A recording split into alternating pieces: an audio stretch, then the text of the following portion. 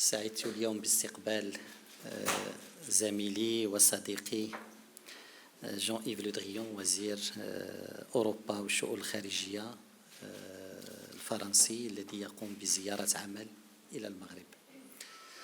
الزيارة تأتي في إطار تواصلنا المستمر، كتجي كذلك في إطار العلاقة الاستثنائية اللي كتجمع المملكة المغربية والجمهورية الفرنسية على كل الأصعدة، في إطار كذلك العلاقة المتميزة بين رئيسي الدولتين صاحب الجلالة الملك محمد السادس وفخامة الرئيس الفرنسي.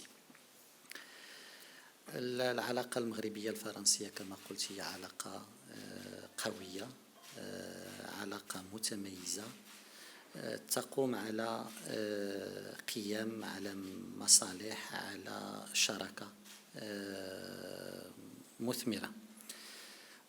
اللقاء اليوم كان مناسبة باش أننا نستعرض مختلف جوانب هذه العلاقة، سواء في مجالها السياسي، سواء في مجالها الاقتصادي، في مجالها الأمني، في مجالها الإنساني وغيرها.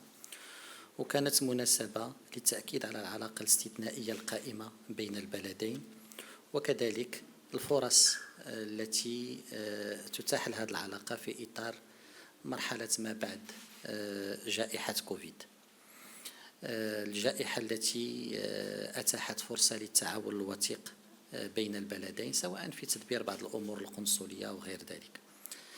ناقشنا كذلك الأجندة ديال الزيارات المقبلة، واليوم كاينة واحد الحركية في العلاقة الثنائية من خلال زيارات متعددة. كانت زيارة وزير التجارة، كانت زيارة وزير رئيس القيادة العامة للجيش الفرنسي، وكانت زيارة وزير الداخلية أخيرا.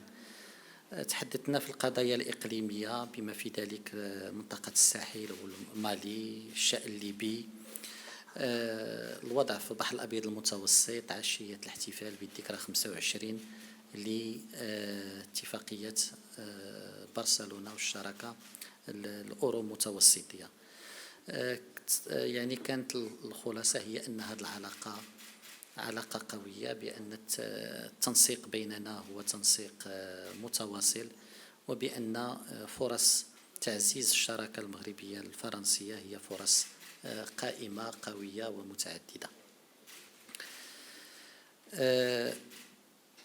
Cher Jean-Yves, je suis très heureux de vous recevoir à Rabat pour cette visite de travail. Nous sommes en contact permanent, nous avons été en contact pendant toute cette période, mais ça fait 6 mois qu'on n'a pas eu une rencontre directe, donc c'est un grand plaisir de vous recevoir ici.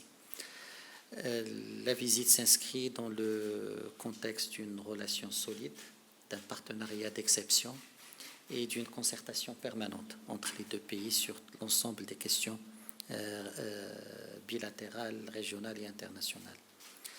La visite s'inscrit aussi dans une séquence de reprise des visites bilatérales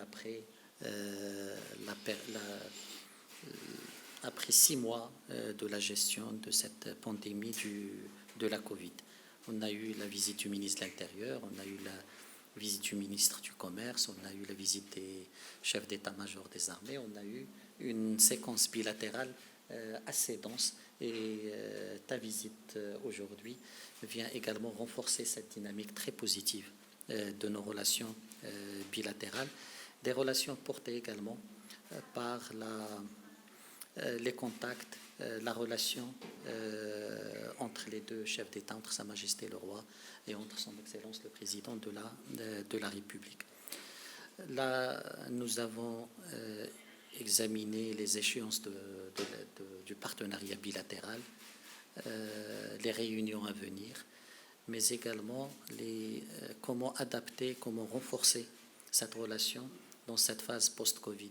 Et nous pensons qu'il y a beaucoup d'éléments qui pourraient renforcer davantage cette relation. Lors de la phase initiale de la pandémie, nous avons coordonné énormément, notamment sur les questions consulaires, sur des questions de coopération même en matière de santé.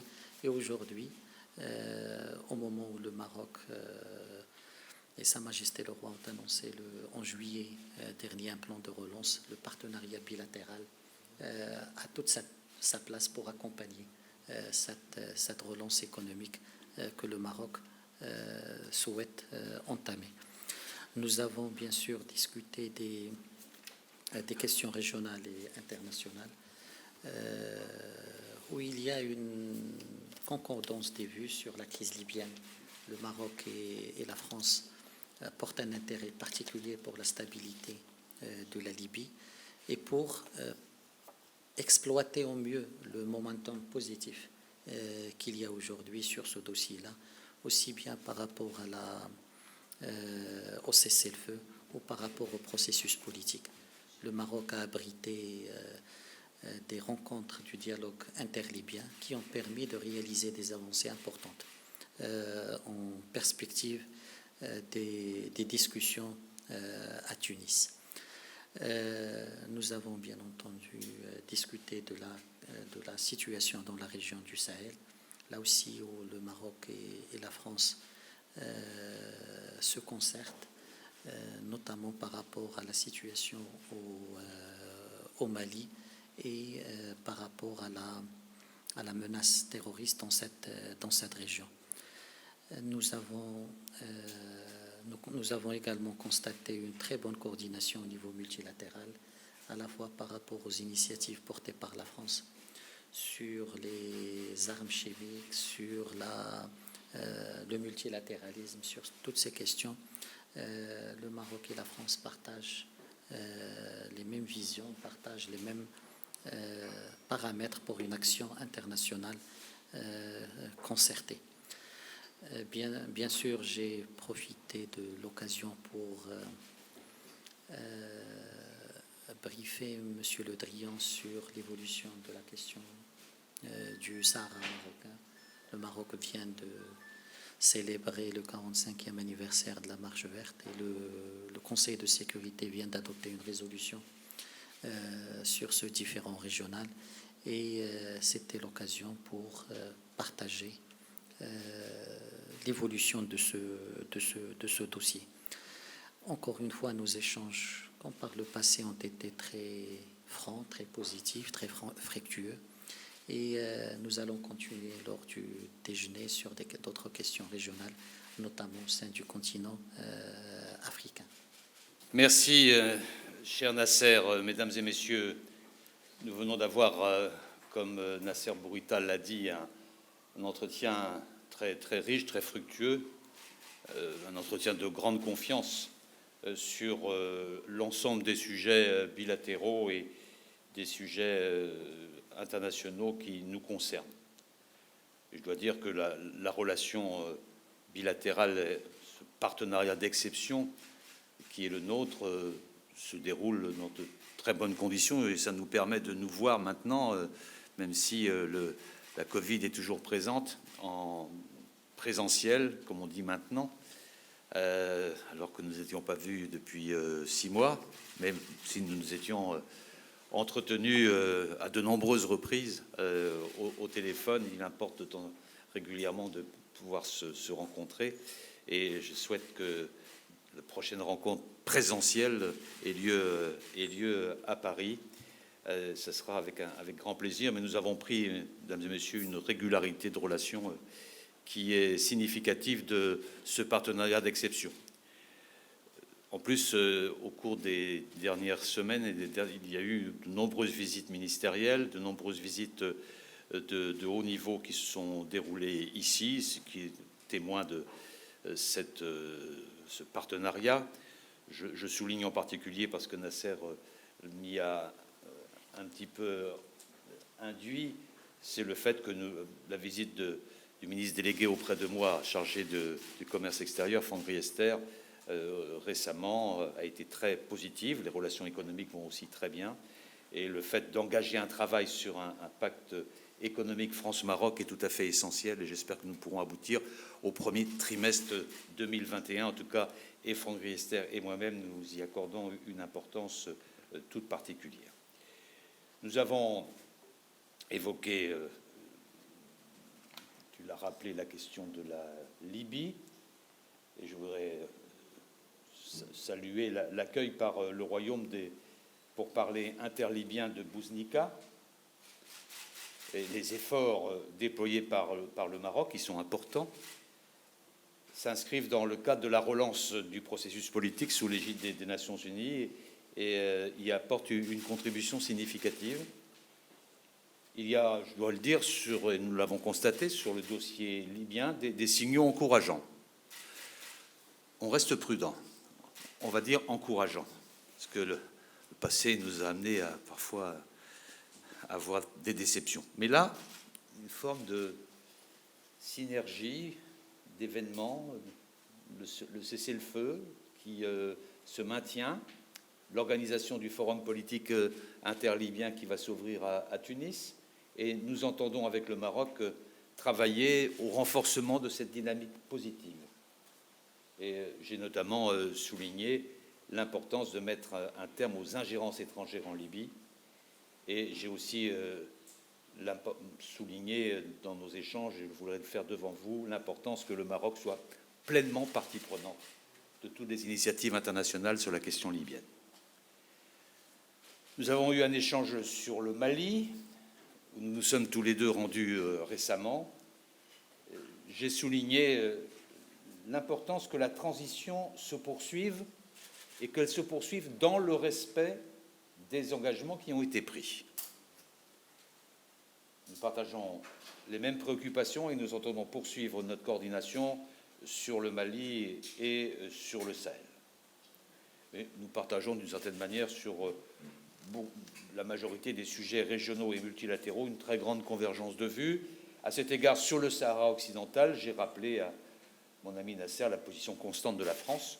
Nous soutenons la recherche d'une solution juste, durable et mutuellement agréée sous l'égide des Nations Unies et conformément aux résolutions du Conseil de sécurité. Nous considérons le plan d'autonomie marocain comme une base sérieuse et crédible pour une solution négociée. Nous suivons avec attention les événements de Guerguerat. Nous sommes préoccupés par le blocage en cours. Nous pensons qu'il faut sortir de cette situation et nous voulons saluer à cet égard la responsabilité dont fait preuve le Maroc. Mais comme vous le savez, mesdames et messieurs, mon déplacement s'inscrit dans un contexte particulier et tragique à la suite des événements et des odieux attentats commis sur notre territoire français. Je souhaite tout d'abord redire, en étant ici au Maroc, que la France, qui héberge la plus grande communauté marocaine à l'étranger, est fermement attachée à la liberté de culte. Les millions de Français de confession musulmane appartiennent de plein droit à la communauté nationale et font partie de l'histoire et de l'identité de notre République. Les musulmans bénéficient en France, dans l'exercice de leur foi, d'un cadre protecteur que nous nous attachons à faire respecter dans un esprit d'égalité avec toutes les confessions religieuses. La France a le plus profond respect pour l'islam, avec lequel sa relation est parfois séculaire, relation riche, faite d'influences croisées dans les domaines les plus divers. Ce que nous combattons exclusivement, c'est le terrorisme, bien sûr, et c'est le détournement de la religion dans des idéologies radicales. Et dans ce combat, nous ne sommes pas seuls. Nous savons notamment pouvoir compter sur le Maroc, parce que dans les moments difficiles, il est normal de se tourner vers ses plus proches amis, et parce que le royaume, porteur de l'islam du juste milieu, promu par Sa Majesté le Roi, commandeur des croyants, parce que le royaume partage notre rejet du terrorisme et de l'extrémisme. Et comme l'a dit le président de la République, nous sommes porteurs de deux messages d'égale importance, un message de grande fermeté à l'égard du terrorisme et de l'extrémisme, et un message de paix et de profond respect à l'égard de l'islam et de tous les musulmans. Cet après-midi, je me rendrai au musée Mohamed VI d'art moderne et contemporain. J'y signerai une convention entre l'Agence française de développement et la Fondation nationale des musées du Maroc afin de mettre en place, à l'échelle du continent africain, un réseau d'experts qui favorisera les convergences entre les approches africaines et françaises sur la conservation, la préservation du patrimoine et l'ingénierie culturelle. Et ma visite s'achèvera par une visite du lycée Descartes, qui, depuis son ouverture en 1963, est un établissement phare de notre réseau éducatif à l'étranger. J'aurai à cette occasion des échanges avec l'équipe dirigeante du lycée et par visioconférence avec les autres établissements français au Maroc. Les 44 établissements scolaires français au Maroc comptent 44 000 élèves et forment notre deuxième plus grand réseau éducatif au monde, grâce, je le dis ici devant Nasser Bourita, grâce à l'excellente collaboration et coopération qui existe entre les autorités marocaines et grâce aussi à la confiance accordée par les familles marocaines à notre système de formation. Et je voulais l'en remercier ici et vous remercier, mesdames et messieurs, de votre bienveillante attention.